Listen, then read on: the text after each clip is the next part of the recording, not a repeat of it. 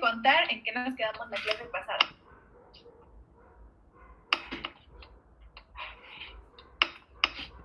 Venga, No siempre las esperanzas están definidas. Ok. Sí, no, eso es porque ahí está en esa hoja. No, pero además de eso, ¿qué vimos la clase pasada? A ver, vamos a recordar.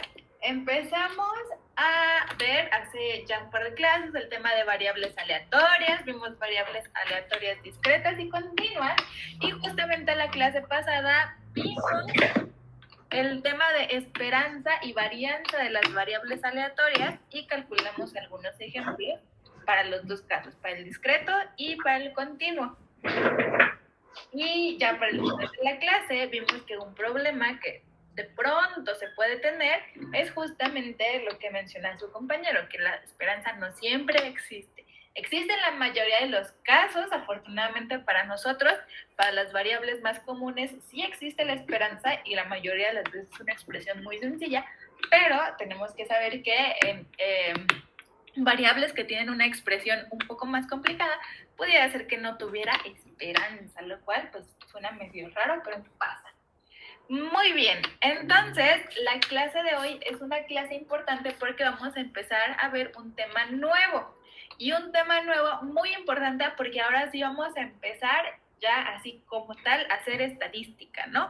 Lo que vamos a ver a partir de ahora ya es pura estadística, lo que vimos hasta antes, hasta la última clase, fue más bien algo de probabilidad y ahora ya vamos a empezar con estadística. Pero bueno, antes de empezar con este tema muy importante de estadística, vamos a ver dos teoremas, los más importantes de la teoría de probabilidad, o al menos los que a nosotros nos van a importar más. ¿Quién me dice cuáles creen que son esos dos teoremas muy importantes?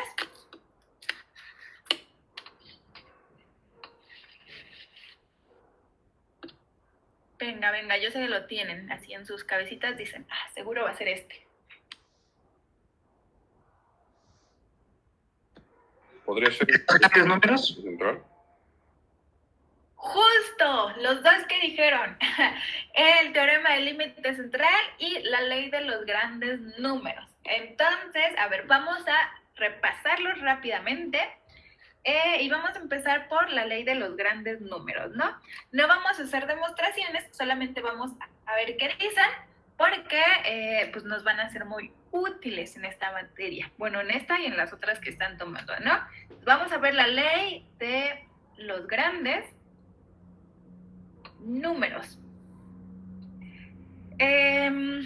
Muy bien. Entonces, lo primero que tenemos que saber de la ley de los grandes números es que, como lo estaba diciendo hace un momento, es uno de los teoremas más importantes que relacionan a la probabilidad y a la estadística. ¿Por qué es tan importante?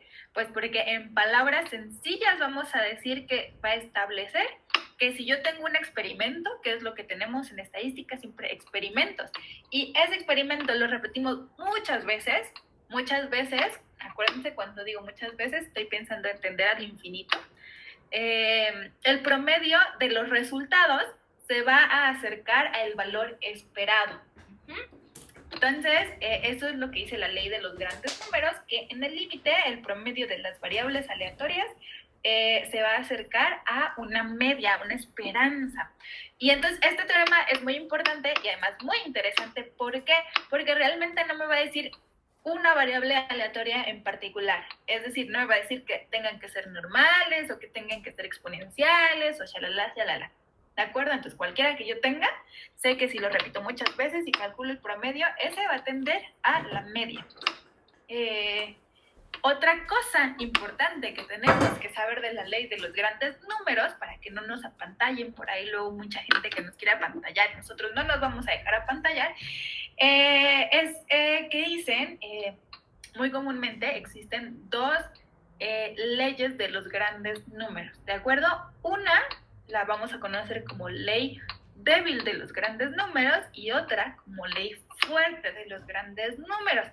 Sin embargo, la verdad es que la diferencia entre estas dos leyes, la ley fuerte y la ley débil, es simplemente teórica, ¿de acuerdo? Lo que establece es exactamente lo mismo, la diferencia es muy pequeñita y es una diferencia teórica que ya va a importar más a la demostración del teorema, ¿de acuerdo? Pero en sentido práctico, la ley nos va a decir exactamente lo mismo. No nos vamos a dejar apantallar si alguien llega y nos dice la ley fuerte de los grandes números. Ustedes sí saben lo que establece, porque es lo mismo, ¿de acuerdo? Entonces, les voy a poner aquí justamente eso que les acabo de decir, porque es una parte importante. Entonces, vamos a poner que existen dos versiones: la ley fuerte y la ley débil, ¿de acuerdo? ¿Qué ponemos? La diferencia entre ellas es meramente teórica, ¿de acuerdo? Entonces, ustedes no se asusten y vamos a repasar qué dicen las dos. Fíjense, vamos a empezar primero por la ley débil de los grandes números.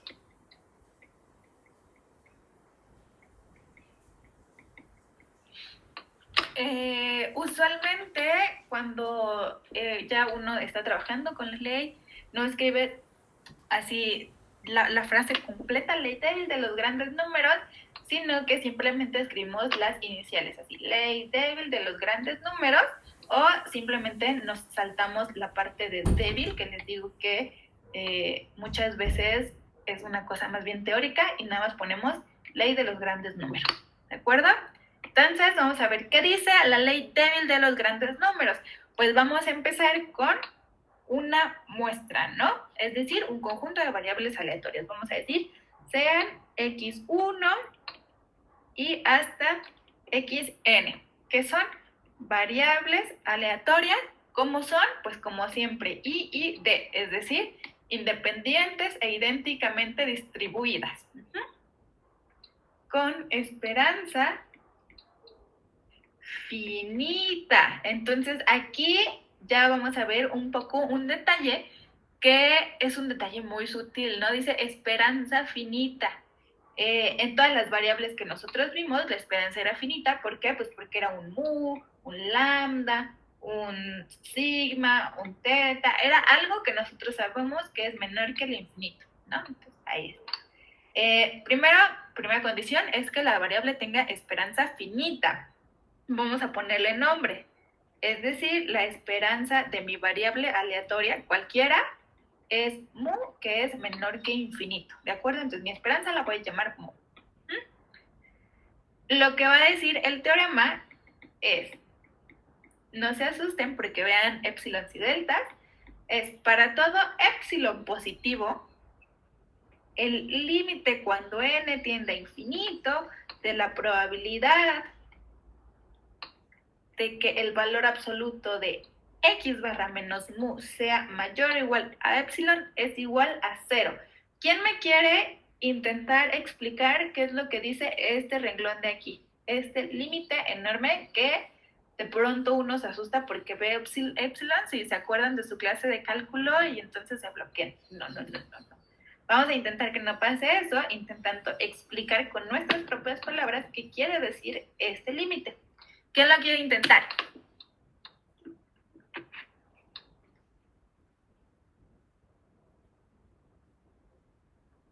Yo, a ver, Ajá.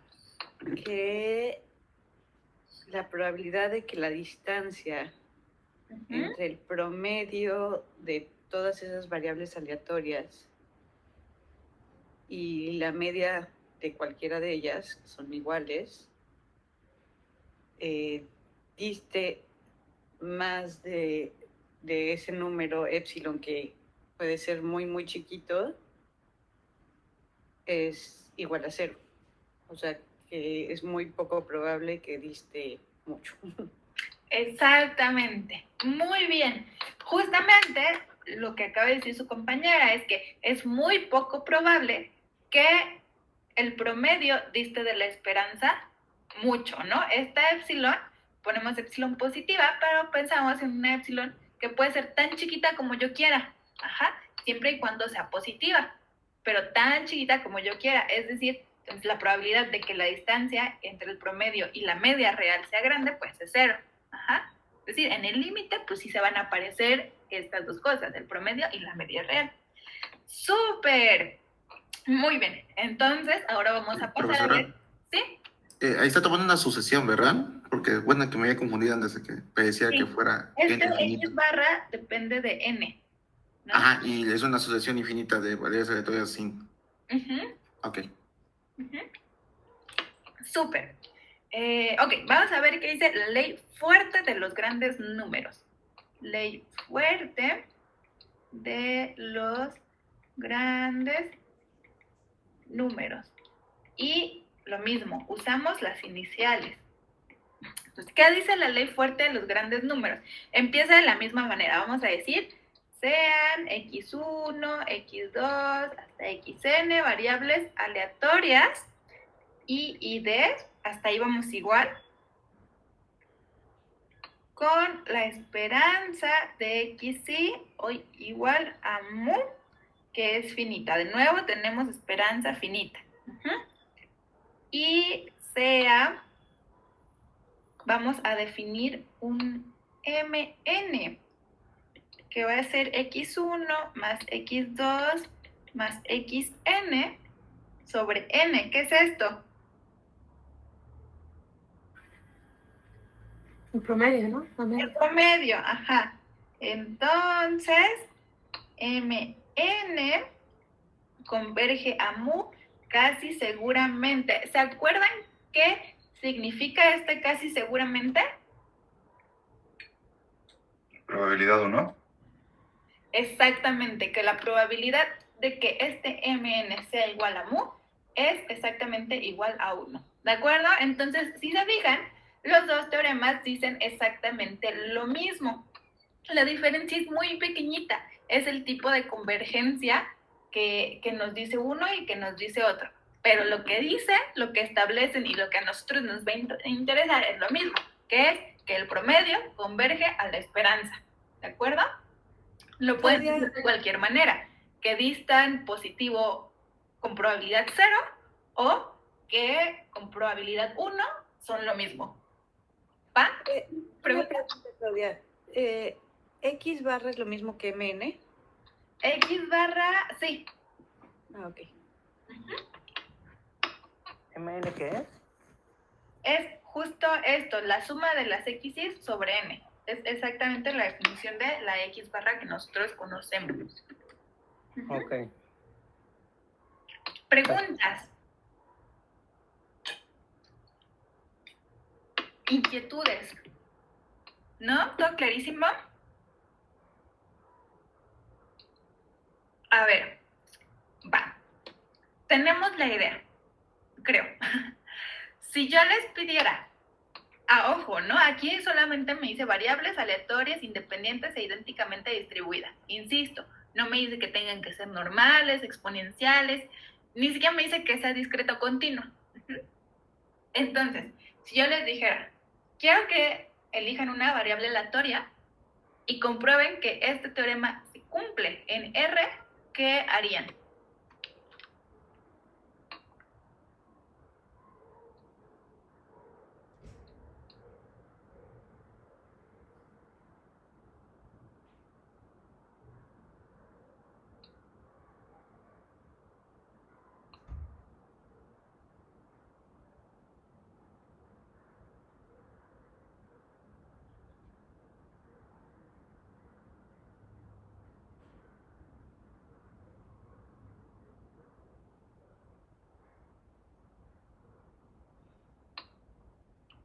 ¿No? ¿Ni idea de qué haríamos? Ok, ¿qué necesitamos para comprobar que se cumple este teorema?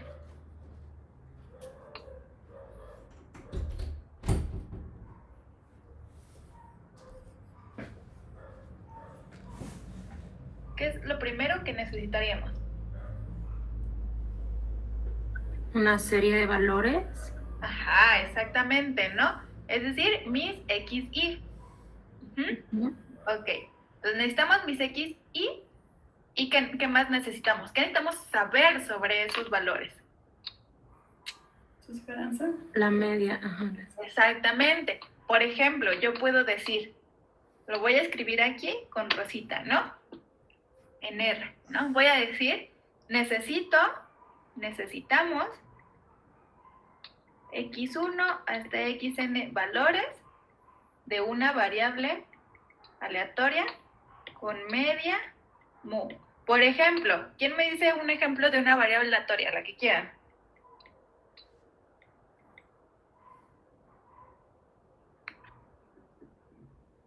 Bernoulli. Bernoulli. ¿De qué parámetro? E. ¿Eh?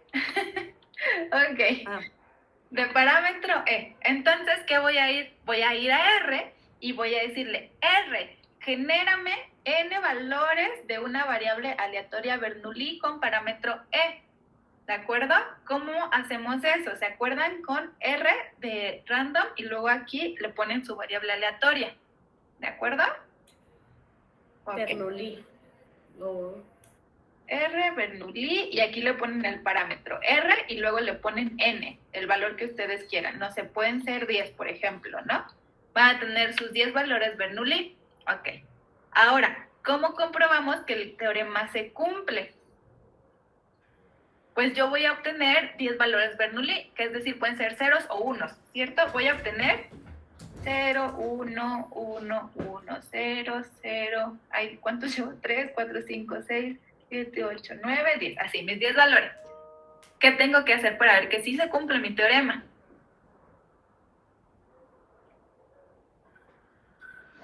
Promediarlos y ver que ese promedio fuera el valor aproximado de la exponencial. Exacto, promedio y veo si se acerca a la exponencial.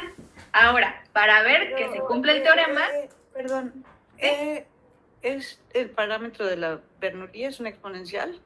Ajá, es un número, vamos a ponerle un número de verdad para no confundirnos con las variables, ¿vale? Sí.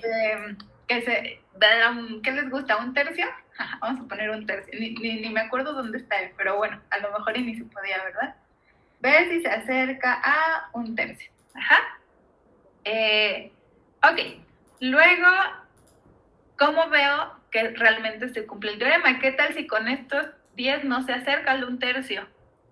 ¿Eso ya me diría que el teorema no se cumple? No, no necesariamente, ¿no? ¿Por qué?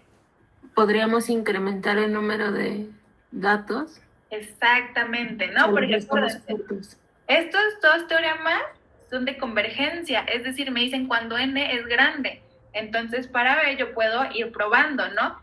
Con diferentes n's, por ejemplo, empezar haciendo 5, luego 10, luego 20, no sé, 50, no 500, 100, y así, ¿no? Y ver qué tanto, cuando ustedes aumentan el n, se acercan realmente a su promedio. Así lo podrían comprobar. Y podrían hacer eso con una Bernoulli o con la variable que ustedes quieran. Bien. Lo comento porque posiblemente tengan que hacerlo para su tarea. Entonces, bueno, ya tenemos un hint. Muy bien. El siguiente resultado importante, además de la ley de los grandes números, ¿cuál era?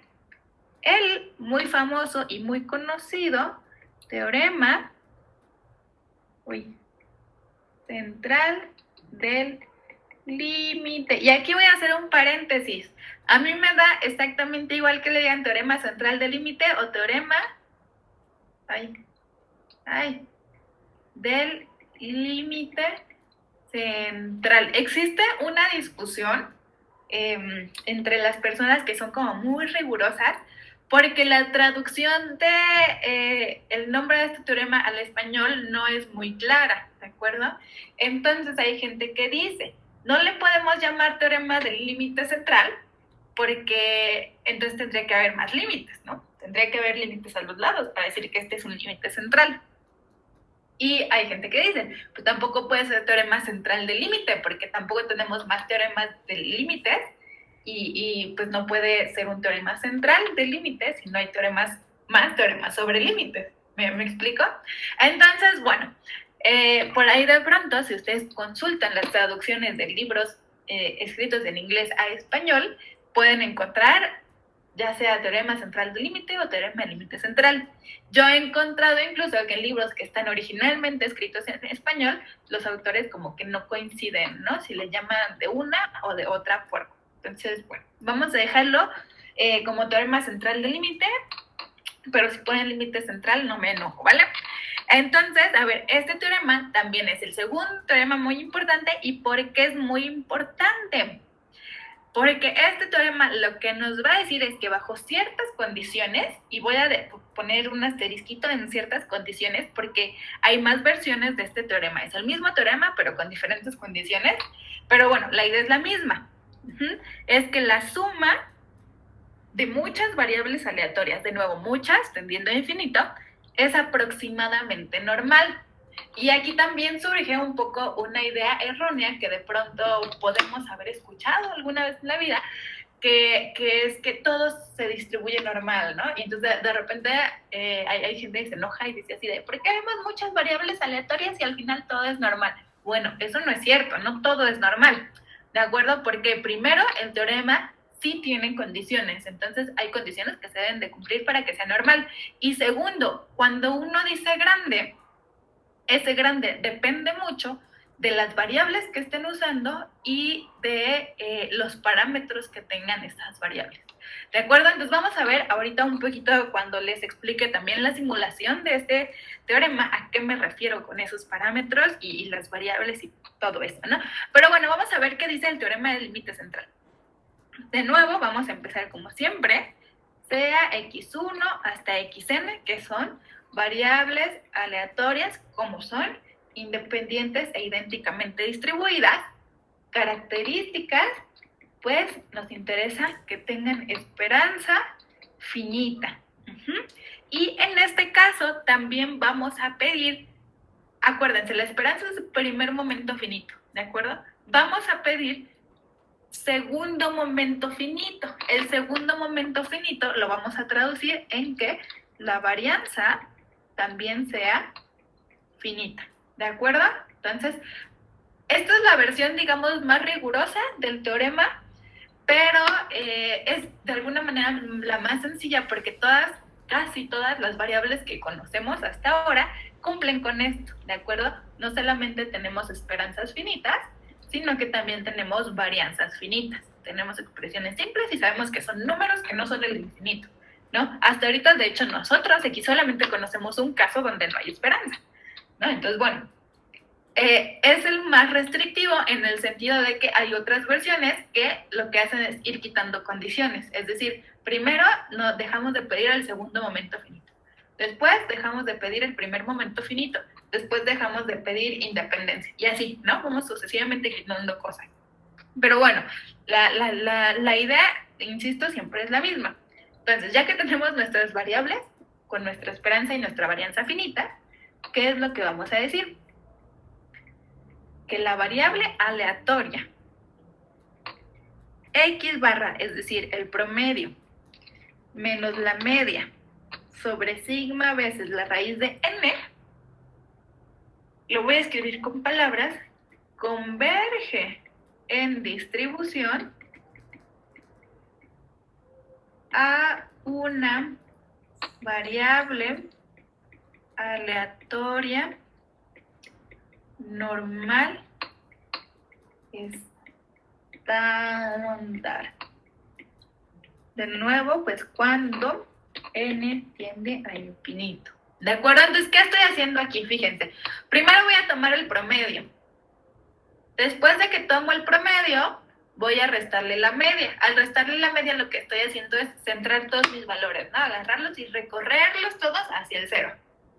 Ahora, ¿qué es lo que pasa cuando yo divido por sigma raíz de n? Lo que estoy haciendo es, de alguna manera, eliminar toda la varianza que estaba y hacerla similar a la de una normal estándar. Es decir, lo que voy a hacer es que la varianza valga 1. ¿Eso cuándo? Pues de nuevo, cuando n tiende a infinito. Ok, si yo quisiera describir esto un poco más teóricamente, la convergencia en distribución, si se fijan, eso es diferente a la convergencia anterior. La convergencia anterior era que la probabilidad fuera 0 o la probabilidad fuera 1. Ahora yo quiero que converja a una distribución, es decir, que el límite cuando n tiende a infinito de la distribución de esta variable, vamos a llamarla zn, esta variable, esta es la distribución, si se fijan, esta es la función de distribución. Lo que estoy diciendo es que cuando n tiende a infinito, esa distribución converge a la distribución de una normal evaluada en el mismo punto. Y eso, pues, para todo x en R, porque la normal tiene soporte en todos los reales. ¿Tiene sentido para ustedes esta línea de aquí? ¿Tiene sentido que es una convergencia en distribución y es diferente a las convergencias que vimos en la ley de los grandes números?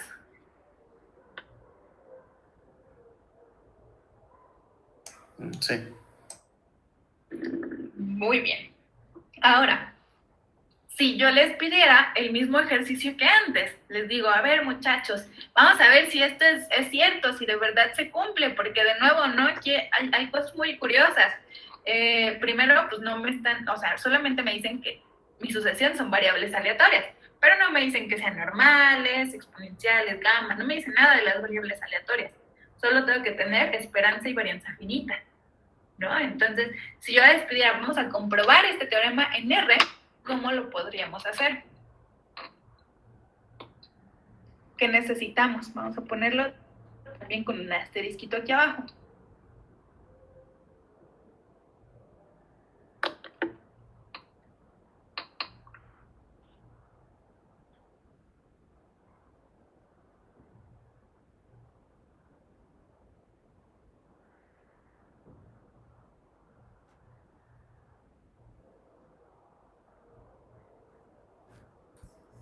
Igual que en el otro caso, ¿no? Una muestra.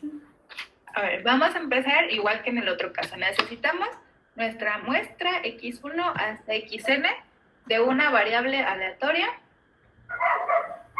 ¿Qué variable les gusta?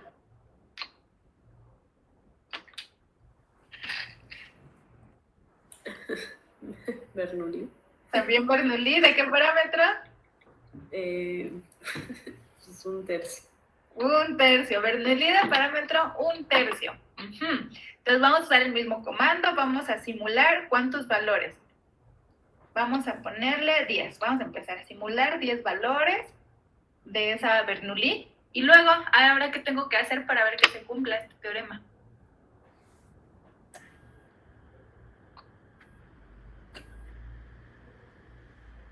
Pues calcular su esperanza y su varianza. La esperanza y la varianza las voy a obtener de esta Bernoulli, ¿no? Ah, ok. Este mu y este sigma son de esta Bernoulli. Ah, cierto. Entonces, calcular Z a partir de tu simulación. Sería Z10, ajá.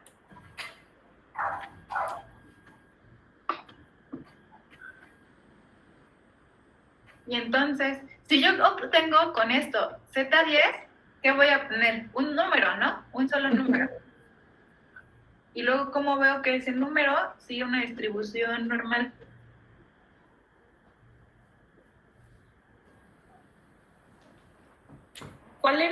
¿Qué era X ahí en el límite? El límite de la probabilidad. Este X es cualquier real.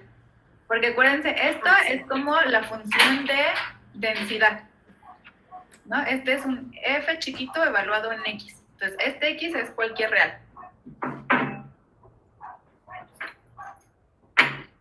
¿Qué nos falta? Algo nos falta, ¿no?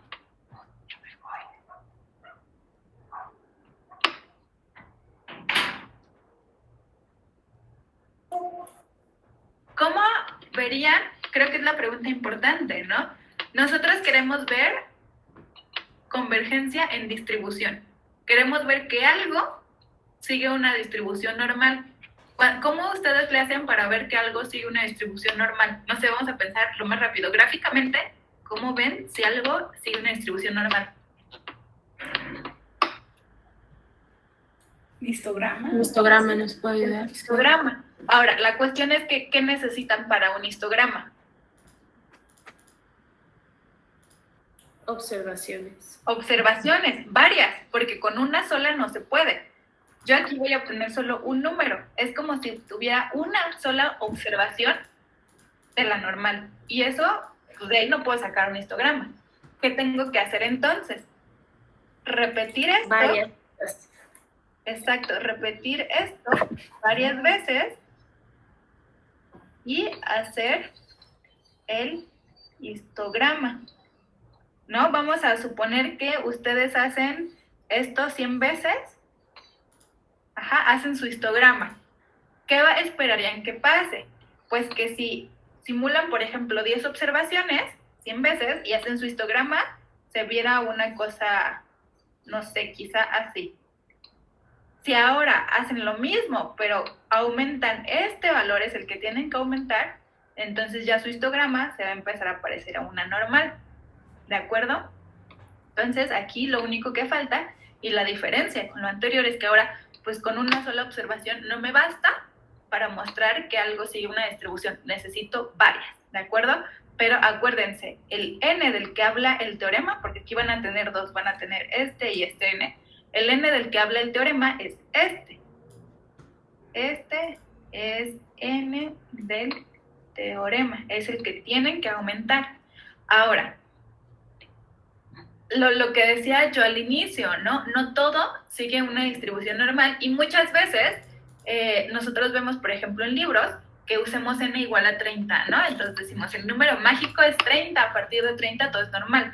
Bueno, hagan o intenten hacer este ejercicio con n igual a 30 y una Bernoulli de parámetro 1/100 y me dicen cómo se ve su histograma, si de verdad se parece a una normal.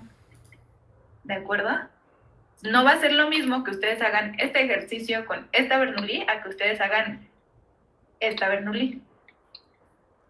¿De acuerdo? Van a obtener cosas distintas. ¿Y eso es por qué? Pues porque la convergencia esta no depende solamente de el número de observaciones que ustedes tengan. Aquí también va a verse bastante afectado por el parámetro que tienen. Entre más cerca esté o más simétrico, más rápido esté ese parámetro, pues más rápida va a ser la convergencia. En este caso van a ver que 30 les va a faltar todavía mucho para parecerse a una normal. Pero bueno, este ejercicio lo voy a dejar aquí. De nuevo va a venir una cosa similar en su tarea, para que vayan intentando ver qué sí es cierto y qué no es cierto, ¿vale? Y pues ya aprendiendo, teniendo un poco de inclusión sobre estas cosas. Muy bien. Preguntas, ahora sí, antes de pasar ya a temas más estadísticos. Inquietudes, dudas, ¿no? Hola, profe, ¿tendrá algunos contraejemplos de por qué la esperanza tiene que ser finita, la varianza? No, de hecho, no necesariamente. O sea, esta es la versión más restrictiva porque pide todo esto, pero, insisto, no hay versiones que ya no incluyen esto y la diferencia es más teórica, es más en la prueba. Si uno revisa la demostración de esto, la que incluye la esperanza finita y la varianza finita, es la prueba más simple. Si uno le va quitando cosas, pues la prueba se va complicando más. Ajá.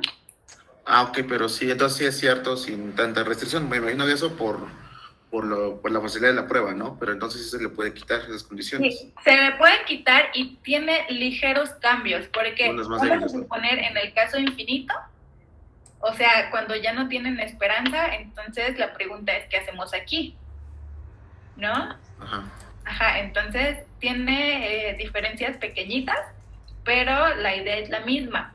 Voy a intentar buscar, hay una tesis de la Facultad de Ciencias, pero no recuerdo la verdad si es de licenciatura o de maestría, que tiene así como un montón de pruebas del teorema del límite. O sea, la tesis es sobre todas las pruebas que él o la alumna pudo encontrar y escribir sobre este teorema.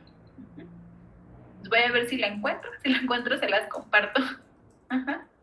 Ok. ¿Y ese mismo caso para el teorema anterior? No, de este teorema es sí importante. tenemos, esta. Ok. Ajá. Va. Súper. ¿Más preguntas?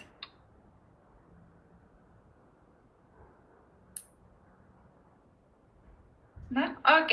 Si les surgen preguntas con su tarea, pues igual me pueden escribir o preguntar la próxima clase. Muy bien, vamos a tener la próxima clase de dudas para la tarea y, o sea, ya después viene el examen. Entonces todavía me pueden preguntar, no se asusten tanto. Muy bien, ahora sí vamos a pasar a un tema bien bonito, bien interesante y que ustedes, yo estoy segura que ya se saben todo el inicio de este tema y es el tema, por fin, de estimación. Ay, estimación. Por fin llegamos al tema de estimación y es importante, ¿por qué? Pues porque ahora sí ya vamos a ver pura estadística como tal, ¿no? Ahora sí vamos a empezar a hacer inferencias de una población basados en solamente una muestra, ¿no? Entonces, ¿por qué nos gusta estimar? Pues porque siempre queremos usar información que está en la muestra para hacer inferencias sobre la población. Eso ya lo sabemos, ¿no? Acuérdense cuando vimos la definición de inferencia estadística. Es lo que queremos hacer siempre. Ahora, también ya sabemos que la población está caracterizada por una distribución y esa distribución tiene ciertas características que conocemos como parámetros. Parámetros poblacionales, como la media, sigma cuadrada, la varianza. También sabemos que denotamos a esos parámetros con letras griegas, ¿no? Como mu, sigma, lambda, todas las que ya conocemos. Alfa, beta, por ahí tenemos de las gamas, lambdas, tenemos un montón, puras letras griegas, ¿no? Son nuestros parámetros. Ahora, muchas veces, no siempre, pero muchas veces, nosotros, de alguna manera, conocemos ya la distribución de los datos y solamente tenemos dudas sobre los parámetros. En esos casos nos va a interesar o nos va a servir el tema que vamos a ver aquí, que es el tema de estimación de parámetros. También se pueden estimar las distribuciones, pero ese es un poquito más avanzado. Aquí vamos a ver estimación de parámetros, ¿de acuerdo? Ahora, para hablar de estimación, vamos a tener que hablar de estimadores. Y la pregunta del millón es, ¿qué es un estimador? ¿Qué entienden ustedes por estimador? Yo creo que todos tenemos una idea de qué es un estimador, así que ¿quién me quiere decir con sus propias palabras qué es la idea como más simple o la forma más simple que ustedes podrían usar para definir un estimador?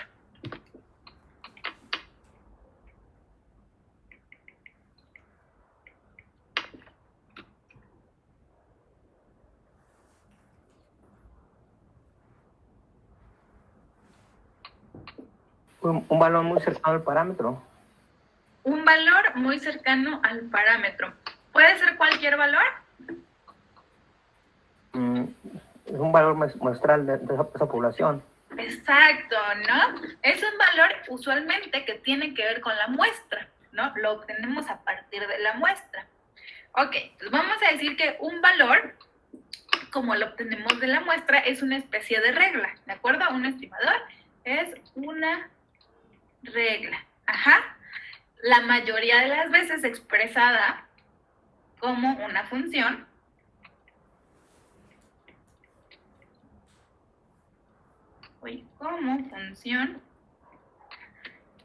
¿Y qué nos indica? Cómo calcular un valor que se cree cercano al parámetro.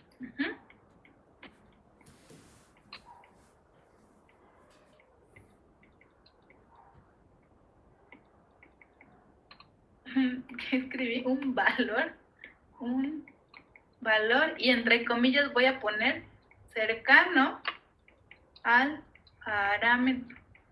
¿Y por qué pongo cercano entre comillas? Porque acuérdense, en inferencia estadística, al menos en la rama clásica de la estadística, nosotros sabemos que ese parámetro real existe, pero que no vamos a poder nunca saber su valor real, a menos que tuviéramos acceso a toda la muestra, pero eso ya sabemos que es casi imposible.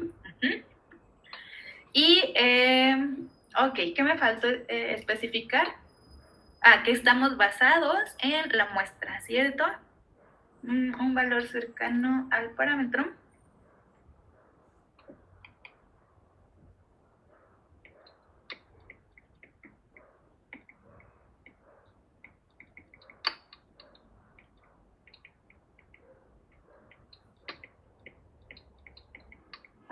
Basados en la muestra.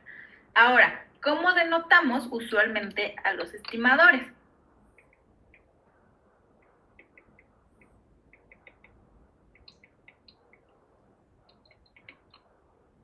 También ya lo habíamos visto, usualmente ponemos el parámetro que estoy estimando y le ponemos un gorrito arriba para indicar que este es el estimador y no el parámetro real. Entonces puede ser mu, por ejemplo, puede ser sigma cuadrada gorrito, lambda gorrito. Siempre que yo veo un gorrito, quiere decir que estoy hablando de un estimador. Ok. Tenemos un problema con los estimadores. ¿Cuál será ese problema? ¿Qué opinan? El sesgo, porque no siempre son totalmente precisos. Ok, primero que no solo no siempre son totalmente precisos, sino que Varían. no son totalmente precisos. ¿Por qué? Pues porque nunca vamos a saber si estamos exactamente parados en el parámetro real, ¿no? Podemos sí saber con cierta probabilidad que estamos cerca, pero pues nunca sabemos qué es el verdadero. Segundo, ok, si yo sé que estoy cerca, puedo saber que estoy cerca del parámetro real. A lo mejor a mí yo calculo un numerito, pero llega alguien más y dice, pues sí, si estamos en un rango de cercanía, pues yo digo que no es ese valor, sino es otro, que está cercano, pero que no es el mismo. Entonces, va a haber más de un estimador, ¿no? En general, siempre que tenga un rango de cercanía, si yo hablo de un solo valor, pues voy a tener un montón, ¿no? Es un problema, ¿por qué? Pues porque para el mismo parámetro puedo tener un montón de estimadores. Y entonces, ¿cómo voy a saber cuál es el bueno? ¿De acuerdo? Entonces, si yo empiezo a hablar ya de más estimadores, entonces tengo que pensar que naturalmente me gustaría elegir entre esos el que sea mejor, ¿no? Y mejor entre comillas, porque tampoco sé qué quiere decir la palabra mejor hablando de estimadores y de cosas aleatorias, ¿de acuerdo? Pero bueno, antes de poder ponerme a comparar y a evaluar los estimadores, ¿qué tengo que tener? Pues al menos un estimador, ¿no? Al menos. Ok. Para tener al menos un estimador, pues vamos a empezar a ver cómo calcular los estimadores. Hay unas que nosotros ya no sabemos, que son, por ejemplo, díganme un estimador para la media.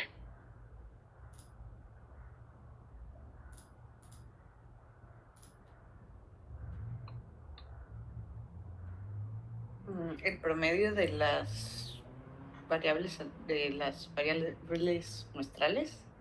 El promedio de las observaciones, ¿no? El promedio de mi muestra. Ese es un estimador para la media. Ok. Ahora, ¿cómo tuvimos ese estimador? Pues ese del promedio, por ejemplo, podemos decir que es intuitivo.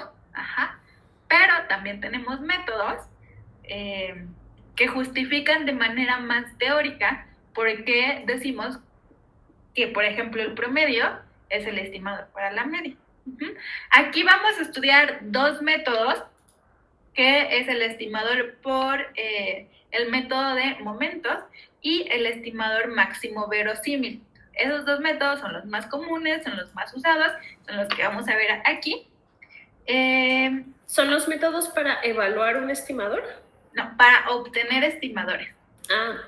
Primero vamos a obtenerlos y ya una vez que tengamos al menos uno, vamos a empezar a evaluarlos. En general, entre los dos métodos, la gente, ya como en la práctica, se prefiere a los estimadores por el método máximo verosímil. ¿Por qué? Porque las propiedades teóricas de esos estimadores son mejores que los estimadores por momentos. Sin embargo, los estimadores por momentos muchas veces son más fáciles de calcular que los estimadores máximo verosímiles. Entonces, ahí si en algún momento tienen dos estimadores y ustedes no saben cómo, no sé, calculan los dos, el de momentos y el máximo verosímil, y no saben cuál de los dos elegir, pues pueden pensar en las propiedades Entonces les gusta más, no sé, las propiedades teóricas, pues les gusta más el máximo verosímil, o pueden decir, no, yo me voy por la facilidad porque el máximo verosímil está muy difícil, entonces ya se van por el de momentos, ¿vale? Vamos a empezar a hablar del método de momentos. ¿Por qué creen que se llama el método de momentos? ¿Qué usará el método de los momentos? La función generadora de momentos. ¡Casi! Ajá. Los momentos. Ajá. Tengo una duda porque yo cuando iba a estadística hablaba mucho el profesor de la función generadora de momentos y nada más ahí le movía 1, 2, 3 y 4 y lo sacaba. Se venía con todos los momentos. ¿Usted sabe algo al respecto? Sí, la función generadora de los momentos genera los momentos. ¿Se acuerdan qué son los momentos de una variable aleatoria? Sí. ¿Sí? Claro. Sí, ¿Es? media, moda, mediana y todo eso, sí. No, es la esperanza de X a la K. Es el késimo momento. Sí. Ajá, entonces el método de momentos lo que hace es comparar los momentos poblacionales con los momentos muestrales. Entonces, si uno no se sabe, por ejemplo, cuál es el segundo momento poblacional, lo que puedes usar es la función generadora de momentos, que justamente lo que hace, pues, es decirte quién es cada uno de los momentos, ¿no? Vamos a escribir primero cuál es el método, así como la idea general, y pasamos a algunos ejemplos. Este es el método más sencillo y seguramente no nos va a causar muchos problemas. El único inconveniente que tiene este método es que entre más parámetros tenga mi variable aleatoria, más momentos voy a tener que usar.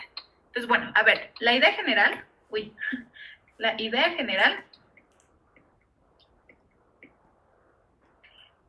es igualar los momentos poblacionales y los momentos muestrales. Ok. Entonces, ¿por qué vamos a igualar momentos poblacionales y momentos muestrales? Pues resulta que los momentos poblacionales van a ser función ¿de quién?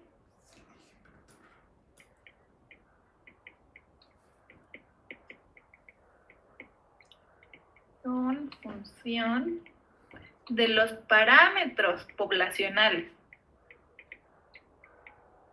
Mientras que ¿de quién son función los momentos muestrales? De los estimadores, ¿no? Son funciones de la muestra. Pero finalmente, pues sí van a terminar siendo los estimadores. ¿De acuerdo? Entonces, antes de hacer un ejemplo, vamos a recordar. Recordemos.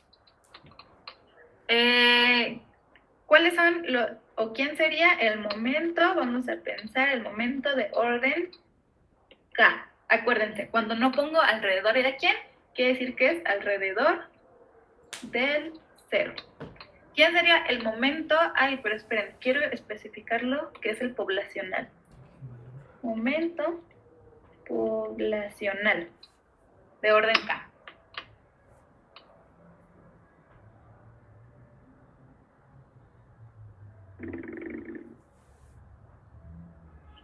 ¿Recuerdan? Lo vimos hace... La esperanza de la variable elevada a la K.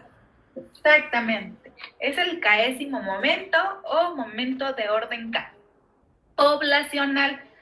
¿Cómo sé que es poblacional? Pues porque primero me estoy tomando una esperanza, eso quiere decir que adentro hay una variable aleatoria y no un numerito, ¿no?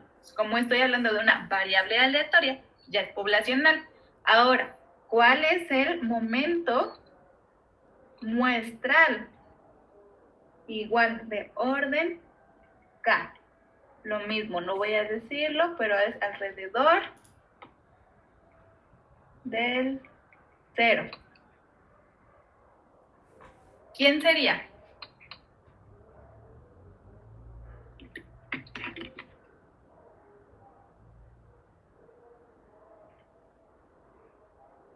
Acuérdense, cuando hablo de mi muestra, voy a tener observaciones. Entonces, lo análogo a la esperanza en variables aleatorias va a ser, pues, el promedio de mi muestra, X minúscula a la K.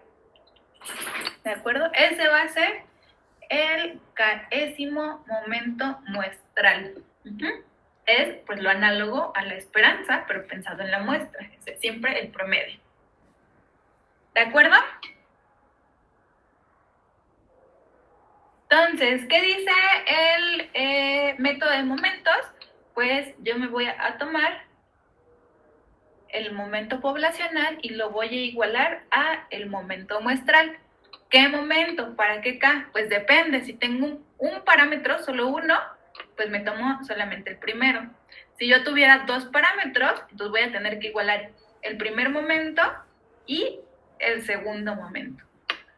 ¿De acuerdo? Vamos a hacer un ejemplo para fijar ideas. Rapidísimamente, un ejemplo. Ejemplo del método de momentos. Vamos a consideremos, como siempre, x1 hasta xn, muestra aleatoria. Y yo sé que viene de una población con esperanza mu y varianza. Bueno, creo que la varianza hasta este momento no me va a interesar. Vamos a dejarlo hasta la esperanza mu. ¿Qué es lo que no conozco? Pues no conozco cuánto es la esperanza. Sé que es mu, pero no sé cuánto vale. Quiero el numerito, ¿no? ¿Cómo obtengo un estimador para esa esperanza? Pues digo, tengo un parámetro, mu. Vamos a tomar el primer momento poblacional. ¿Quién sería en este caso? La media. Exacto. ¿Qué es? Mu. ¿Y quién sería el primer momento muestral?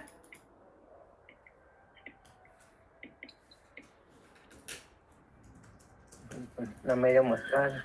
El promedio. X barra, ¿no? Entonces el método me dice, iguala el primer momento poblacional y el primer momento muestral. Mu es igual a X barra. Y ya, así obtuviste tu estimador para mu. ¡Listo! Aquí me dice el método de momentos que teóricamente lo que yo tenía en mi cabecita intuitivamente, pues sí es cierto, ¿no? Que es que el estimador para la media es X barra, el promedio, ¿no? Hasta aquí este es el ejemplo más sencillo, que es para comprobar que la intuición, pues sí concuerda con la teoría. Ahora, les voy a escribir aquí que en general, ¿qué pasa si yo tuviera más de un parámetro? Pues vamos a poner en general, si la distribución,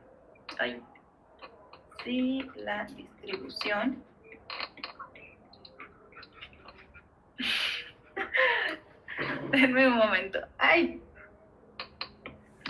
si la distribución tiene m parámetros, ¿cuántos parámetros, o más bien, cuál es el máximo de parámetros que nosotros conocemos que tenga una sola variable aleatoria? 2. ¿2? ¿Cuál? Por ejemplo, la variable normal que tiene media y desviación estándar. Muy bien. También la gama, por ejemplo.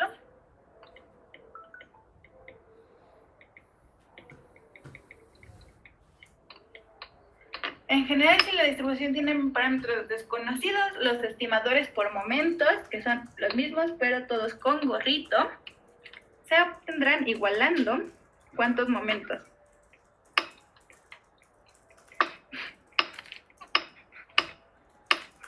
Los primeros. Espera. Disculpen, estoy cuidando a la mascota de mis papás. Es una perrita y es como muy... quiere estar jugando todo el tiempo. M momentos. Ahí está. Muy bien, entonces vamos a hacer un par de ejemplos, vamos a hacer diferentes ejemplos, ¿de acuerdo? Unos donde tenemos un parámetro, luego donde tenemos dos parámetros, y vamos a pasar ya al siguiente tema. A ver, ejemplo 2. Vamos a considerar, pregunta, ¿es necesario que les escriba el enunciado completo? ¿Cómo va a empezar el enunciado?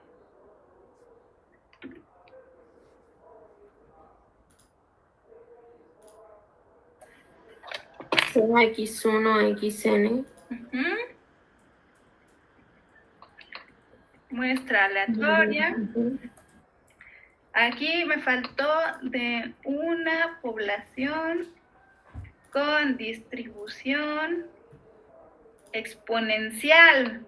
¿Qué parámetro tiene la distribución exponencial? Lambda. Lambda, el parámetro lambda, y queremos obtener el estimador por el método de momentos. ¿Para quién? Pues solamente tenemos un parámetro, entonces va a ser para lambda. Y de nuevo, los mismos pasos. ¿Quién es el primer momento poblacional?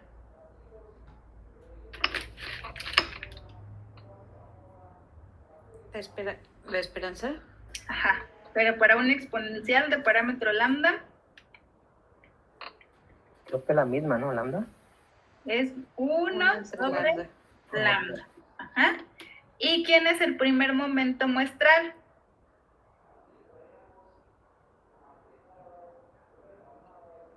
El promedio, ¿no?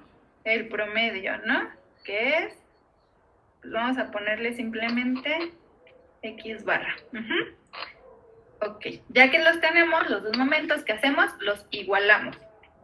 Igualando los momentos, decimos 1 sobre lambda, y aquí ya vamos a decir el lambda que cumpla esta igualdad es el estimador, por eso le pongo gorrito, voy a obtener lo que quiero. Si yo igualo el primer momento poblacional y el primer momento muestral, ¿quién va a ser mi estimador de lambda? 1 entre X barra. 1 entre X barra. Listo, ¿qué opinan de este método?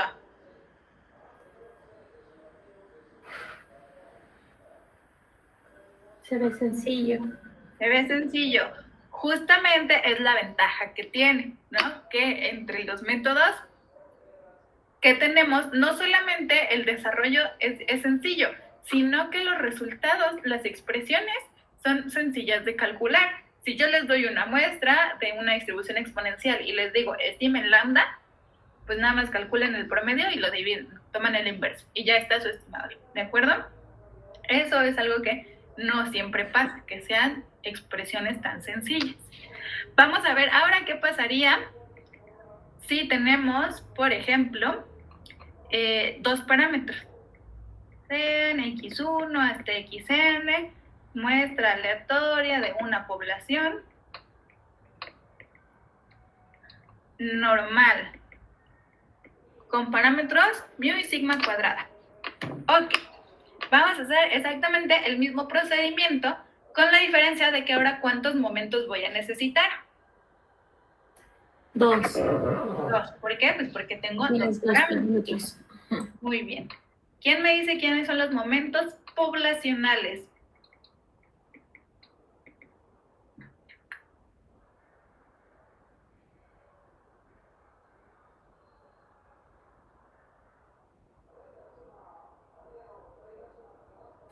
Puede ser igual, ¿no? La esperanza y luego la varianza. A ver, el primer momento es la esperanza de X, que sí sabemos que es. El segundo momento es la esperanza de X cuadrada, ¿cierto? Sí. ¿Cuánto vale la esperanza de X cuadrada?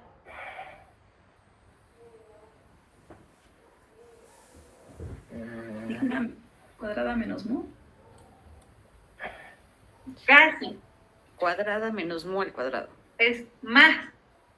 Fíjense, Nada aquí más. vamos a tener la varianza de x más la esperanza de x al cuadrado, ¿no? Porque ustedes saben que la varianza es el segundo momento menos el primer momento al cuadrado.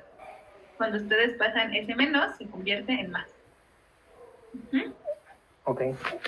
Sigma cuadrada más mu cuadrada. Ok, ahora, igualando a los momentos muestrales que tengo. Primero, primer momento poblacional igual al primer momento muestral, obtengo mi primer estimador. Ahora, segundo momento poblacional igual a el segundo momento muestral. Ahora sí, pues lo tengo que escribir así porque no tengo una expresión para esta suma. ¿De acuerdo? ¿Qué tengo que hacer aquí? Si yo quiero mi estimador para sigma cuadrada.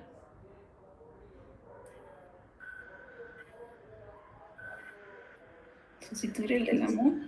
Exactamente, simplemente tomo este mu cuadrada, lo paso restando y lo sustituyo. Voy a decir que el estimador para sigma cuadrada es 1 sobre n por la suma de los xy cuadradas menos el estimador para mu, que es x barra al cuadrado. ¿De acuerdo? Pregunta, ¿esto les hace sentido? Ustedes dicen, ¿el estimador para la varianza es esta suma de una normal? Sí. ¿Sí? Así la suma de los xy cuadrados menos x barra cuadrada. Pues ya la vimos la proposición, ¿no? Ok. Si ustedes reescriben esto es exactamente igual a 1 sobre n por la suma de xy menos x barra al cuadrado. Y así ya tiene un poco más de sentido, ¿no? Creo yo. Así sí. Ajá. Ok. Preguntas. Aquí este menos x barra cuadrada como que no quedó muy bien. Ahí está. Preguntas. De la página anterior yo me quedé con la duda, no entendí muy bien el asterisquito. Este asterisco. Sí. Fue cuando vino mi mascota, una disculpa. A ver, aquí lo que dice es, si la distribución tiene m parámetros desconocidos, que los denotamos como θ1 hasta θm, los estimadores por momentos, vamos a necesitar θ1 gorrito para estimador para θ1 y θ1 gorrito m, estimador para θm, los vamos a obtener igualando los primeros m momentos. Lo que dice es justamente lo que acabamos de hacer, ¿no? Que, por ejemplo, en este caso, si yo tengo dos parámetros, 1 y 2 desconocidos, voy a tener que igualar dos momentos, el primero y el segundo, para obtener mis dos estimadores, el del primero y el del segundo parámetros. Es lo que dice, que si yo tuviera aquí 3 parámetros, voy a tener que usar los primeros 3 momentos. O sea, ¿siempre los parámetros están relacionados con un momento más? Sí y no, más o menos. Depende de la distribución.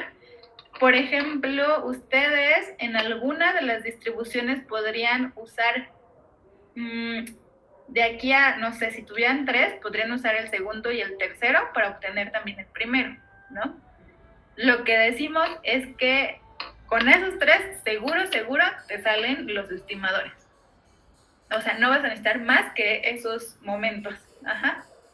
Ok. Es como el máximo.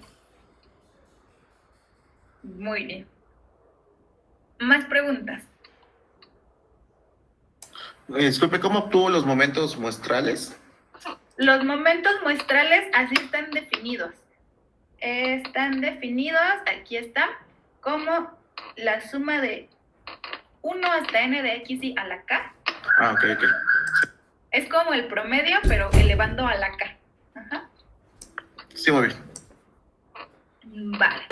¿Más preguntas?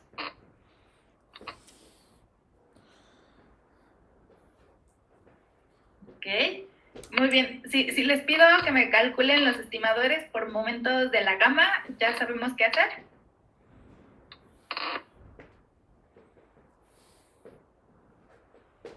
Espero que sí. Más o menos. Ok, en teoría sabemos el procedimiento, al menos, a seguir. Pero, por ejemplo, una pregunta. Aquí en el 2, si lo que estamos intentando tener... Ah, no, perdón, en el segundo momento. El segundo momento. El estimador de la... ¿Cómo sabemos que queremos obtener ahí el estimador de la varianza? ¿O es simplemente del segundo parámetro? O sea, por ejemplo, en la gama A y B son los parámetros. B va a ser el que lleguemos a estimar con el segundo momento. O sea, No necesariamente. ¿Eso por qué? Porque no todas las variables tienen una convención. O sea, por ejemplo, la normal sí es una convención que el primer parámetro siempre es la media y el segundo es la varianza. Ajá. Hay variables en las que eso no es una convención, uno podría ponerlos al revés. Entonces, no necesariamente, sino que con estos momentos van a obtener todos los parámetros que haya. Ajá. Ok. Lo que puedes hacer más, o sea, como para identificar, por ejemplo, lo que dices, como qué estimador voy a obtener con el primer momento, es usualmente te fijas en la expresión de la esperanza que este parámetro involucra. Sin embargo, el problema es que muchas veces la esperanza puede involucrar a los Más dos de parámetros. uno. Ajá, exacto. Entonces, no necesariamente los vas a obtener en el orden, ¿no? La normal, pues, es como la de convención, así la que todos sabemos cómo va, pero no en todas pasa eso. Uh-huh. Pues sí, más o menos. Ahí va. Es que no estoy segura, pero sí. Gracias. Claro que sí. Más dudas. En la tarea, igual si les van a surgir dudas, o las van a aclarar, una de las dos cosas. O sea, la dificultad va a estar en calcular los momentos los momentos poblacionales, ¿no? Exactamente. ¿Por qué? Porque, por ejemplo, si yo conozco la esperanza y la varianza de mi variable, el primer y el segundo momento me los voy a saber. Ajá. ¿Por qué? Pues nada más el segundo es despejar. Ahora, ¿qué pasaría si yo conozco la esperanza y la varianza, pero tuviese 3 parámetros? Entonces voy a necesitar, de alguna manera, sacar el tercer momento. ¿Cómo lo puedo hacer? Tengo 2 formas. Uno, pues si yo sé que el tercer momento es, por ejemplo, esta esperanza, pues yo sé calcularla usando una integral, que es esta. O 2, uso la función generadora de momentos que mencionaba su compañero para obtener este tercer momento. O sea, ahí está el detalle, primero. Y segundo, pues en resolver el sistema de ecuaciones, ¿no? Que la mayoría de las veces son sencillos, pero pues no siempre.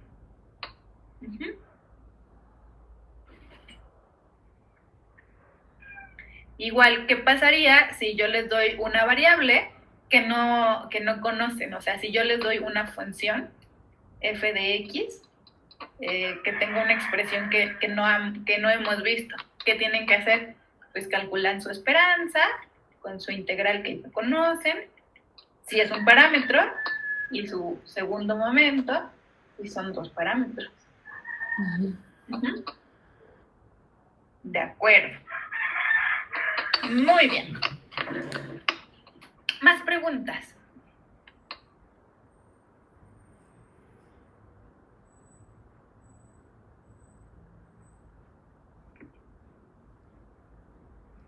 ¿No? Ok.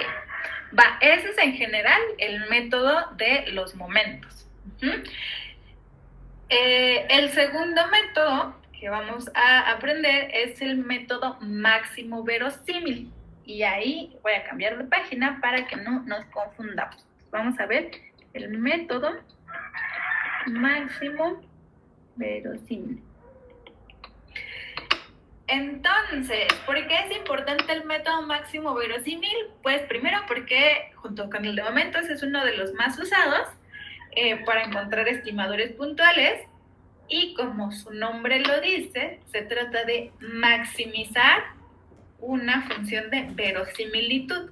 Entonces, antes de empezar a ver de qué se trata el método máximo verosímil, ¿quién me quiere contar qué entienden por verosímil? Lo que es para ustedes la palabra verosímil. Misma probabilidad. ¿Una probabilidad de qué?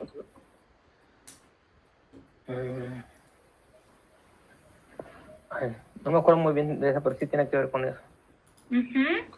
Pero la palabra en sí, solo la palabra verosímil, ¿qué les dice? Pues que sea creíble, ¿no? Que te lo puedas creer. Exactamente, ¿no? Como que algo sea verdadero. Eso es verosímil. Ahora, antes de ver el método, vamos a intentar entender la idea, ¿de acuerdo? Porque el método, digamos, cuando uno ya se aprende el procedimiento, así, paso 1, paso 2, paso 3, no es tan complicado. Sin embargo, muchas veces justamente nos aprendemos los pasos a seguir, pero no entendemos muy bien la idea de fondo. Y esta en particular es una idea muy bonita y muy útil, ¿de acuerdo? Entonces, a ver, vamos a pensar en la idea. Vamos a pensar que yo ya califiqué sus exámenes y yo quiero ver en promedio cómo les fue. Entonces yo digo, voy a calcular o voy a intentar estimar la distribución, ¿de acuerdo? Yo esperaría que fuera una distribución normal y yo quiero ver, si yo quiero saber en promedio cuánto les fue, pues voy a intentar buscar la esperanza de esa distribución normal. ¿Ja?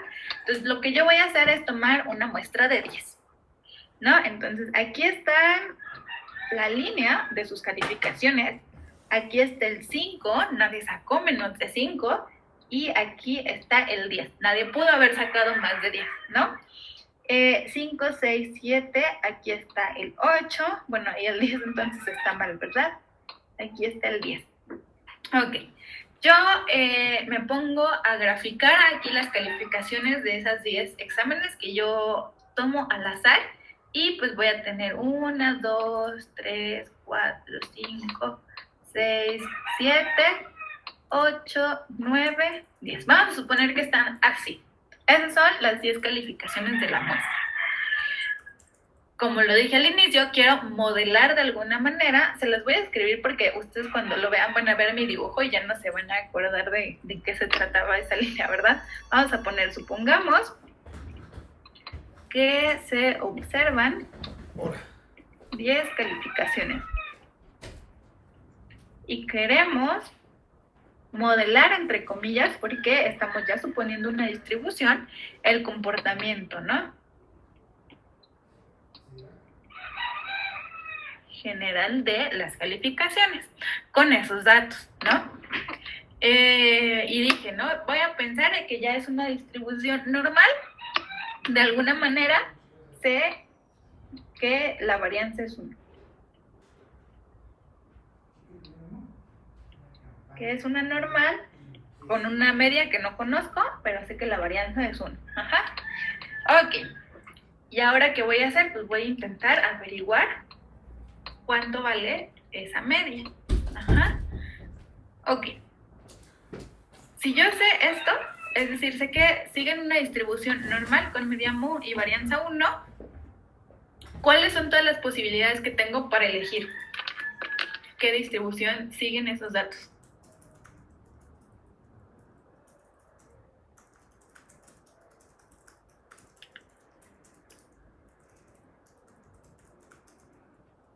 ¿Cuántas posibles variables aleatorias van a cumplir esto?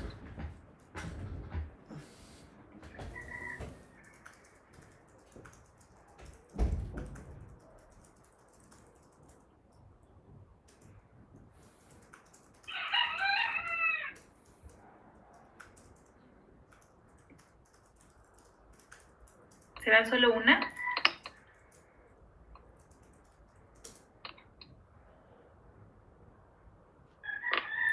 ¿Serán acaso 2? ¿O 3?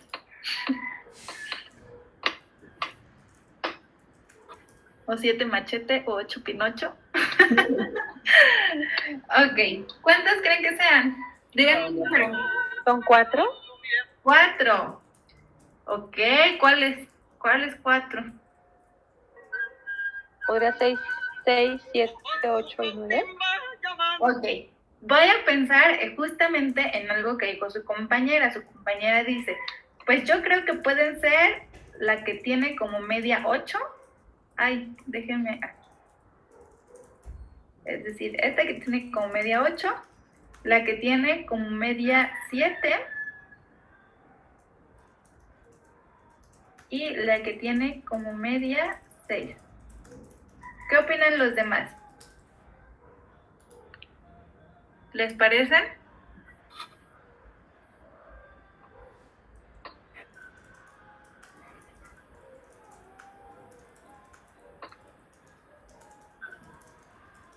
¿Podría ser cualquiera que estuviera en ese rango de valores? Exacto, ¿no? Muy bien. Su compañera lo dijo de manera correcta. Podría ser la 6, pudiera ser la 7, pudiera ser la 8, pero pudiera ser realmente cualquiera, ¿no? Pudiera ser 6.5, 6.8, 7.5, incluso pudiera ser una que tuviera 9 o más, ¿no? Cualquiera que estuviera en ese rango de valores. Sin embargo, si ustedes ven estos puntos, hay unos que les parecen más creíbles. A la primera compañera que participó le parecía más creíble, por ejemplo, que fuera 8 o 7. Más creíble a que sea 5, ¿no? Esto, observando estos datos, es poco creíble. ¿De acuerdo? Sí. Es decir, usando el método máximo verosímil, lo que yo diría es menos verosímil que sea 5 y más verosímil que sea 8. Ojo, ¿qué es lo que está fijo en este razonamiento? La muestra. La muestra es lo que está fijo y lo que yo estoy pensando que estoy moviendo es el parámetro, que pudiera ser 8 o pudiera ser 5 o pudiera ser 9. Algunos son más verosímiles que otros, como el 8 es más verosímil a el 5. Ahora, híjole, ¿qué tal si, cómo se verá el 8.1 que está por aquí? Pues se va a ver muy cerquita a la de 8, ¿no? Entonces ahí, pues la diferencia en verosimilitud va a ser más pequeñita, ¿no? Voy a tener más duda de elegir entre el 8 y el 8.5 a elegir entre el 5 y el 8. Ajá. La verosimilitud es una cosa que se comporta de manera continua. Si yo tengo dos valores pequeñitos, la verosimilitud va a estar cerca. Si yo tengo dos valores muy alejados, la verosimilitud va a estar muy alejada. ¿De acuerdo? Entonces, justamente eso es lo que vamos a hacer con este método. Vamos a graficar una función. Ay, voy a escribir lo que les acabo de decir. Hay valores más verosímiles que otros, como por ejemplo, el 8 es más creíble que el 5. Y aquí, ojo, con la muestra fija. ¿Y eso por qué? Pues a lo mejor yo cambio de muestra y mi nueva muestra ahora tiene valores por aquí, ¿no? Ahí va a ser más verosímil el 5. Entonces, con la muestra fija, la que yo tengo en azulito, es que el 8 es el más verosímil. ¿De acuerdo? Entonces, lo que va a hacer este método es, vamos a graficar la función de verosimilitud. ¿Y qué le vamos a hacer a esa función? Graficamos la función de verosimilitud y buscamos el máximo. Ahora, en la función de verosimilitud, ¿quién está fijo y quién se mueve? La muestra está fija y lo que se mueve es el parámetro. Entonces, ahora voy a tener una función del parámetro y, de nuevo, con la muestra que yo tengo, yo vería algo de este estilo, ¿no? Es una cosa continua que en ese ejemplo particular se maximizaría, vamos a pensar en el 8. ¿no? En el 8.1 está muy cerquita, pero no es igual de máximo que el 8. En el 5, pues ya va a estar mucho menos verosímil, ¿no? Lo que estoy graficando aquí es la verosimilitud, que la vamos a denotar con una L así gordita, y va a ser una función del parámetro. Entonces, el parámetro que maximice esa función es el parámetro que hace más creíble que sea esa distribución, ¿no? Este es el valor que hace más creíble que la muestra venga de esa distribución. Esa es la idea del método máximo verosímil. Ahora vamos a ver cómo hacemos esto, cómo calculamos esta función de verosimilitud y luego cómo le vamos a hacer para maximizar la función de verosimilitud. Entonces, vamos a empezar con una variable aleatoria, y esa variable aleatoria tiene asociada su función de densidad. Ahora, vamos a empezar por el caso más sencillo. El caso más sencillo es en el que la función de densidad tiene un solo parámetro, sea X variable aleatoria con f, función de densidad que depende de un solo parámetro. Vamos a ponerle nombre teta, ¿de acuerdo? Un parámetro, el que sea. Ahora, vamos a decir, pues, de esa variable aleatoria voy a tener una muestra de tamaño n, una muestra aleatoria de tamaño n. Entonces, ¿cuál va a ser mi función de verosimilitud? La función de verosimilitud. Función de verosimilitud es importante. Está dada por, la denotamos con una L así gordita. Lo pueden encontrar de dos maneras en la bibliografía. Vamos a encontrar primero el parámetro, punto y coma, y aquí van a encontrar a la muestra x1 hasta xn. De hecho, lo pueden encontrar de tres formas. Es exactamente lo mismo que poner el parámetro primero y luego x con una barrita abajo. Esto quiere decir que son un vector de este tamaño.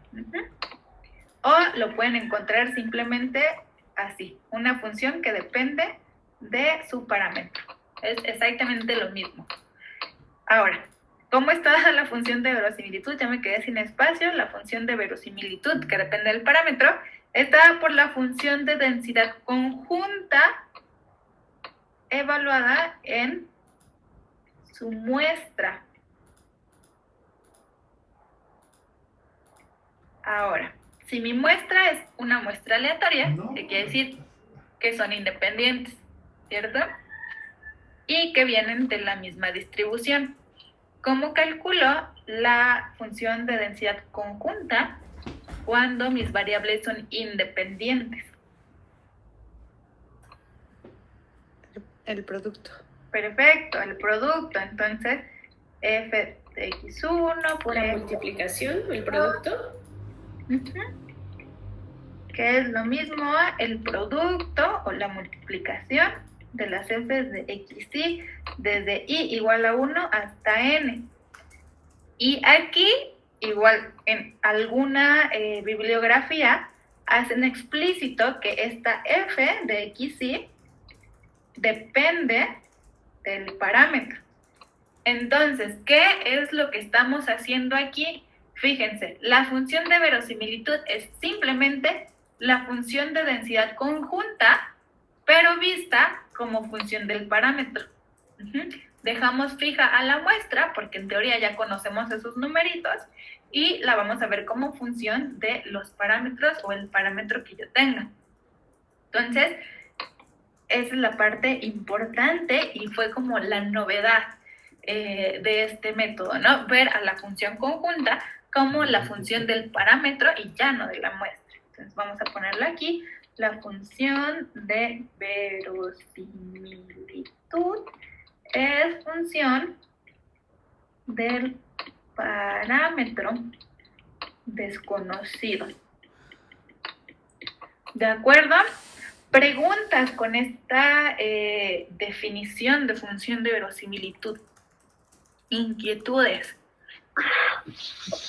Una pregunta, ¿cómo se lee lo que está después de amarillo de función de verosimilitud en la siguiente línea? Esto Sí, por favor. es simplemente, cualquiera de las tres expresiones se leen como la función de verosimilitud. Ahora, si quieres especificarlo así también con palabras, dirías en función de teta y con la muestra fija. Esta notación se parece mucho a la función que se usa cuando tenemos probabilidad condicional. La usan mucho en bayesiana, justamente, pero para no que no se confunda con bayesiana, que es una rayita, aquí nada más le ponemos punto y coma, porque no estamos diciendo que dada la muestra, sino solamente que vamos a pensar a la muestra como fija. Ajá. Pero sí, se lee de la misma manera. Función de verosimilitud, si lo quieren especificar, dirían en función de teta y con la muestra fija. Ok, gracias. Creo que le di un montón de vueltas para decir lo mismo, ¿verdad? Sorry. Profesora, ahí donde dice función de verosimilitud de teta igual a f de la muestra, esa f es una función, como que ahí todavía no la conoces, o... Esto es la función de densidad conjunta. Fíjense, esta f es la función, lo voy a poner mejor con azul para que no se confunda con el negro, ¿vale? Esta es la función de densidad conjunta, que simplemente es la probabilidad de que x1 sea menor o igual que x1 y que x2 sea menor o igual que x2 y puntito puntito que xn sea menor o igual que xn. Pero como nuestras variables son independientes, pues esta probabilidad la calculan como el producto, ¿no? Y ya les queda la función de densidad de cada una, que es esto. Pero no sería menor o igual, ¿no? Sería la derivada de la integral de la función de distribución, ¿no? ¿O no? Como muy estrictamente sí. Vamos a suponer aquí que existe la función de densidad y que simplemente vamos a poner así la probabilidad de ser menor o igual.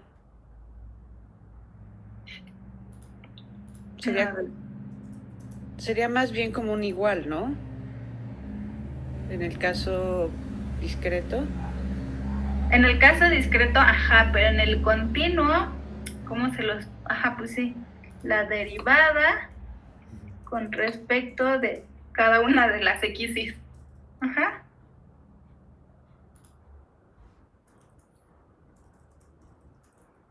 Sería la parcial, ¿no, Masa? ¿Así? Sí. Sí, pero es que aquí ya no entra, pero tendrían que poner cada una de las x's, ¿no? O pueden poner la derivada con respecto de x barrita, así para que sea el vector de la función de distribución en cada uno de los equipos. Gracias. Es decir, esto es lo análogo a la función de densidad simple, solamente que ahora pues tienen al vector completo, ¿no? Ajá. Y como sus variables son independientes, pues la pueden separar como el producto. Ok. Y al final, ¿qué? Ya es f, abajito, f de xy, punto y, o sea, y después teta. No, al final la función de verosimilitud es este producto. Aquí solamente les especificaba que en algunos libros lo que hacen es poner más claramente las dependencias. Es decir, que se los voy a poner también con otro color, que esta función de densidad depende de un parámetro que se llama teta. Lo pueden encontrar así como f de xy o f de xy en función de teta, o que depende de teta. Ok. Esto es más bien notación.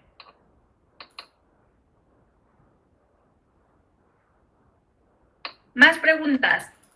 Sí, Clau. Esta expresión dice que la función conjunta de las variables aleatorias en la muestra van a depender de un cierto parámetro teta. Entonces tenemos que encontrar ese parámetro teta del que más probablemente venga esa distribución conjunta. Exactamente. Esta es la función de verosimilitud. Lo que vamos a buscar justamente es el parámetro, es decir, el teta que maximice esta función. Ok. Entonces, ¿vas a derivar y vas a igualar a 0? Para empezar, ok. Vamos justamente a escribir eso. El estimador máximo verosímil, lo voy a agregar así, abreviar, perdón.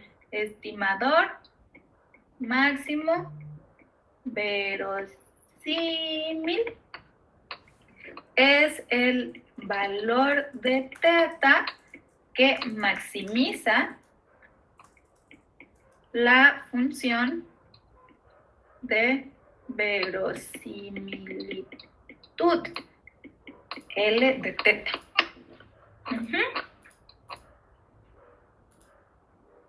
Más preguntas. ¿Qué opinan? La idea, al menos hasta la idea, ¿quedó todo claro? ¿Cómo funciona este método?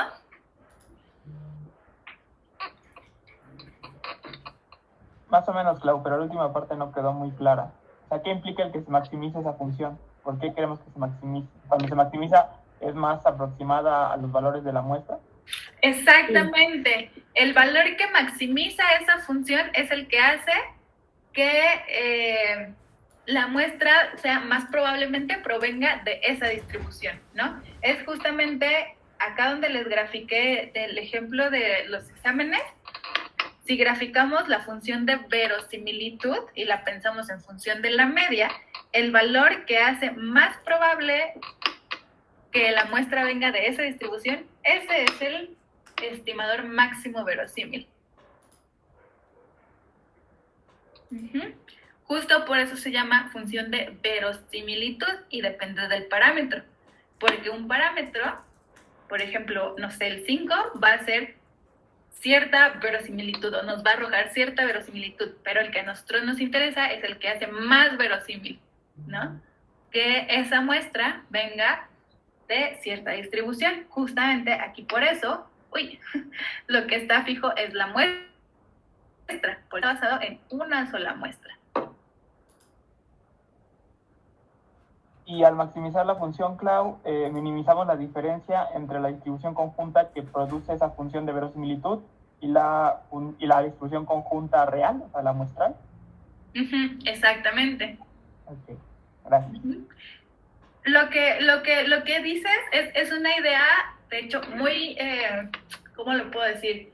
Es una idea bastante complicada, pero es justamente lo que estamos haciendo, ¿no? Aquí lo que vamos a hacer es, pues, maximizar una función en los reales, como derivando, igualando a 0, todo muy bonito, pero, digamos, más profundamente lo que estamos haciendo es buscar en una bolsa donde tengo todas las distribuciones posibles.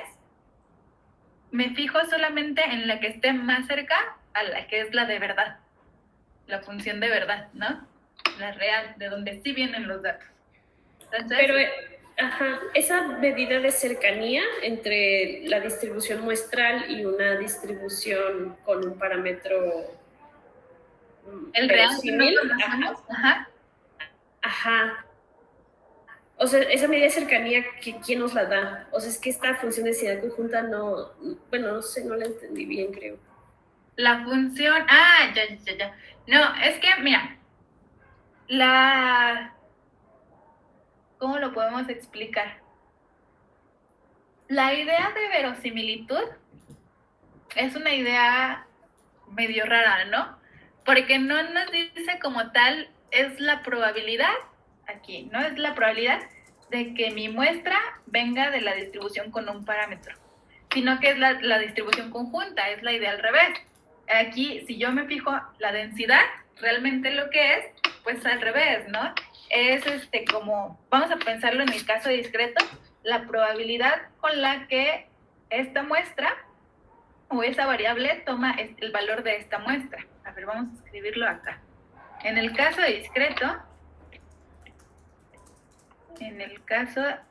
discreto, la función de densidad conjunta sería ¿quién? La probabilidad de que x1, la variable aleatoria, tome ese valor, x1 chiquito, ¿no? Y xn tome ese valor xn. Entonces, y esta función, vamos a suponer que depende de un parámetro θ. La función de densidad conjunta lo que me dice es la probabilidad con la que mis variables aleatorias toman el valor que a mí me salió, ¿no? El que dice mi muestra. Ahora, lo que voy a hacer en la función de verosimilitud es verlo al revés. Ajá. Ahora voy a pensar que es la probabilidad con la que si yo tengo un parámetro, esta muestra hubiera tomado este valor.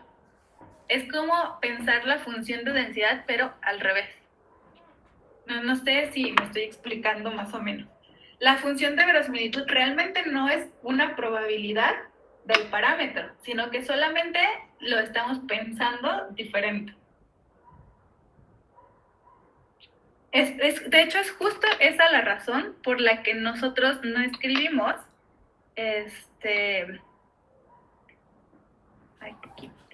no escribimos f de x1 hasta xn dado θ, ¿no? Porque realmente no sabemos que ese θ es fijo. Entonces, nosotros lo cambiamos. Esto sería muy correcto en estadística bayesiana, pero en estadística clásica le ponemos un punto y coma y no un dado. Si yo tuviera, por ejemplo, si yo quisiera escribir algo así, la función de verosimilitud del parámetro, y aquí tengo mi muestra, ¿qué quiere decir esto? Este es un punto y coma al del medio.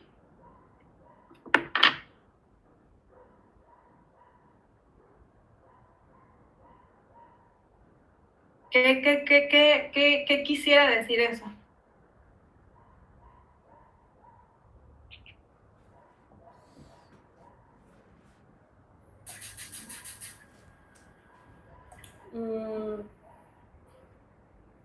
Es que la muestra también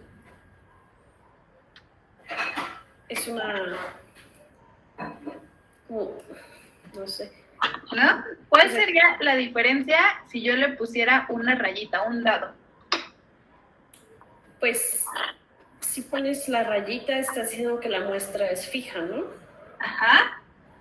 Que la muestra ya está dada. ¿Y cuál creen que es la diferencia con el punto y coma?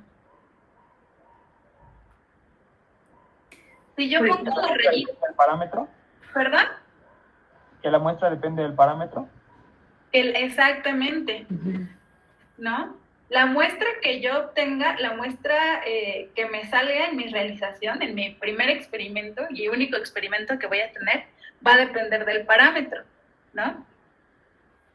Si yo pienso en mi función de densidad conjunta, lo que dice la función de densidad conjunta, vamos a seguir pensando en el caso discreto, es que yo sé cuál es el parámetro, y lo que dice mi función de densidad es la probabilidad de obtener ese valor de muestra hasta xn cuando yo conozco el parámetro. Ahora, la cuestión aquí es que es al revés. Lo que yo no conozco es el parámetro. Y sí conozco a mi muestra.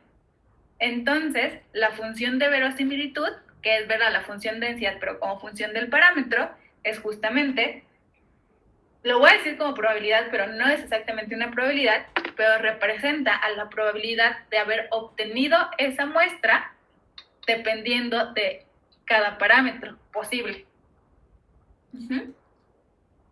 Cuando yo tengo una función de densidad, como esta, fíjense, lo que yo conozco en teoría para dibujar, por ejemplo, mi función de densidad es el parámetro, ¿no? Y lo que calcula la función de densidad es la probabilidad de obtener cada uno de los valores posibles de la muestra. Pero lo que yo conozco es el parámetro. Ahora, en estimación, cuando yo estoy estimando, no conozco el parámetro. Lo que tengo es una muestra. Entonces voy a pensar la misma función, pero al revés. Voy a decir, suponiendo que tengo mi muestra fija, ahora va a ser la probabilidad de que esa muestra venga de cada uno de los parámetros posibles. La probabilidad de que la muestra venga de una distribución con media 5. La probabilidad de que esa muestra venga de una distribución con media 3. La probabilidad de que esa muestra venga de una distribución con media 8. Y entonces lo que voy a buscar es cuál de esos valores me arroja una mayor probabilidad. Y voy a elegir, pues obviamente, el valor que tenga más probabilidad. ¿Por qué? Sí, porque eso creo que es claro, pero ¿por qué dijiste? ¿Por qué qué, perdón? Ay, perdón, se cortó un poquito. ¿Que por qué mencionabas al inicio de que no son probabilidades? Porque, insisto, la función de densidad sí es una probabilidad, esta función, pero cuando yo la veo como función de X, ¿no? Esta función es la probabilidad de que la variable aleatoria tome el valor X chiquita. Así sí es una probabilidad, pero si yo cambio, digamos, mi manera de pensar y ahora veo esto como función del parámetro, entonces ya no estoy pensando o ya no es realmente una probabilidad. Por eso es que no se llama función de probabilidad, se llama función de verosimilitud. Porque la gente dijo, es que si yo lo veo al revés, no es una probabilidad. Es una probabilidad siempre que yo la vea como función de X. Pero si yo lo cambio y lo veo como función del parámetro, pues entonces ya no es realmente una probabilidad como tal, ¿no? Por eso le decimos función de verosimilitud.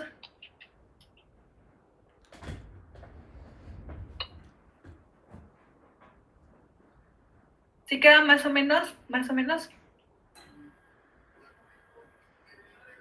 Sí. ¿Sí? Sí, no, claro, es un como problema de optimización. Cuando tú tienes una función y quieres que se asemeje lo más posible a la restricción, en este caso sería la forma de la distribución de la muestra, la distribución conjunta de la muestra. Sí, al final pues lo que vamos a hacer es una optimización, una como igualada a cero, exactamente. Al final, insisto, el procedimiento es muy sencillo. La idea de lo que es la función de verosimilitud no es tan sencilla y muchas veces nos perdemos, muchas veces nos aprendemos el procedimiento, que insisto, no es complicado, y nos olvidamos de la idea que hay detrás y entonces empezamos a decir, uy, sí, la probabilidad, cuando no es una probabilidad. Vale, ya son casi las 7, entonces vamos a tomar el descanso y vamos a volver a retomar esto y hacemos un ejemplo. Igual van a tener más ejemplos en su tarea, entonces no se preocupen por los ejemplos y la práctica porque vamos a tener mucho, ¿de acuerdo? Intenten pensarlo un poquito y regresando, si tienen dudas, me pueden seguir preguntando, ¿va?